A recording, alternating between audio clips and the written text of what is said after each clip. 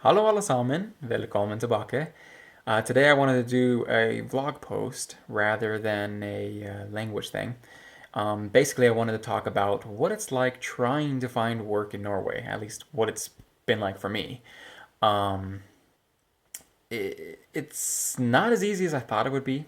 Of course, I have to know the language to get any type of job. That's obvious, unless I get a job that says specifically they don't need Norwegian. They actually need English. But the types of jobs that I'm experienced in, which is retail and things in the retail industry, um, it's just not the same if you don't know the language very well. So it's a little bit troubling for me. And then all the other jobs, I've tried applying for like some cleaning jobs from, just to start somewhere, right? But it's been very difficult. And the thing that's been kind of discerning is most of the time I'm getting a response with, I'm sorry, but we need more experience.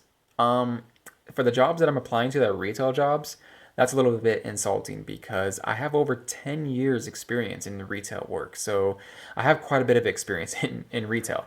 What they probably mean, and it's very obvious, or I should say accepting, is that they need someone that speaks fluent Norwegian.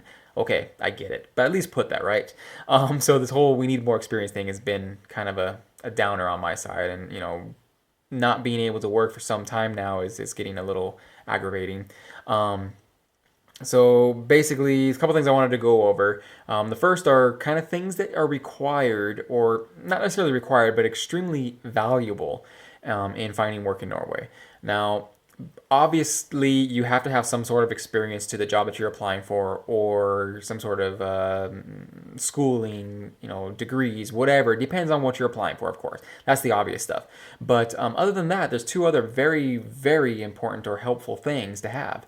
The first is to have a friend or a family member or a friend of a friend or somewhere down the line, someone that is in the business, especially if it's the actual place you want to work at, um, somebody that knows somebody that can recommend you. That's really important. That's probably one of the easiest ways, from what I've been told, to get a job in Norway is if you have the experience, of course, but to know someone that can say, hey, you should hire so and so. I've worked with him before, or he's a friend of mine, or he's a family member, or whatever. And that little bit of hey, you should do that really really helps. So building a good strong network in Norway is definitely invaluable.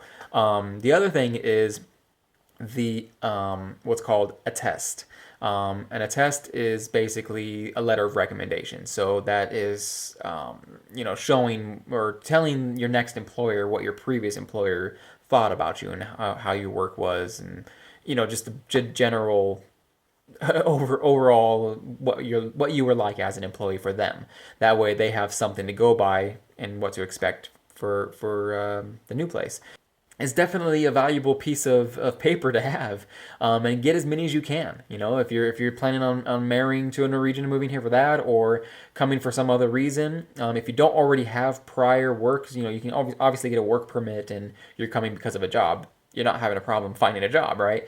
But for any other people that aren't coming here because of work, get those letters of recommendation. Get some sort of written statements from your previous employers about what kind of employee you were, and that type of stuff. It's really valuable. But then here's the other thing. This is what I kind of drove me to make this video, because I wanted to wait until I actually got into business and got the true experience on how it was going through the whole hiring process.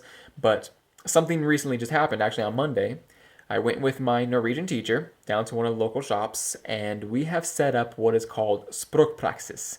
Now, språkpraxis is basically language practice. It is easiest way to put it. It's an internship with a local company, and it's an internship to help learn not only how to work in Norway, but to help with the language acceleration, basically accelerate the language learning. Sheesh, if I could speak English properly right now. So basically, what's going on is I'm going to be going down there 2 days a week, work about 5 hours a day, and work for free.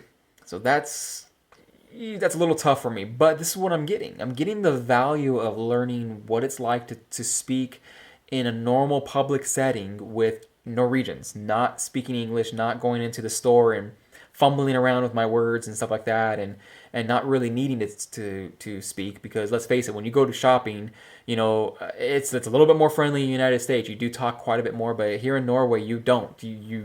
You talk if you have a question, you say hi, thank you, here's the money, and do you need a bag or not?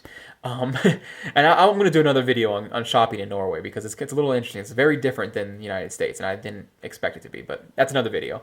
But anyways, the the difference between speaking in Norskkurs, Norwegian class, or home is going to be very different than speaking in out in public. So that's going to be a huge value to me.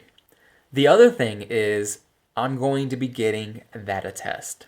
That attest from a real Norwegian employer saying what kind of person I am and what kind of work I did with them and what they felt about me. And I feel that's going to be my golden ticket, as it were, to get my next job, to get my real job, to get something I'm going to get paid for. And that's really exciting. So that's really why I wanted to make this video, to say I've finally signed up. I technically have a job now.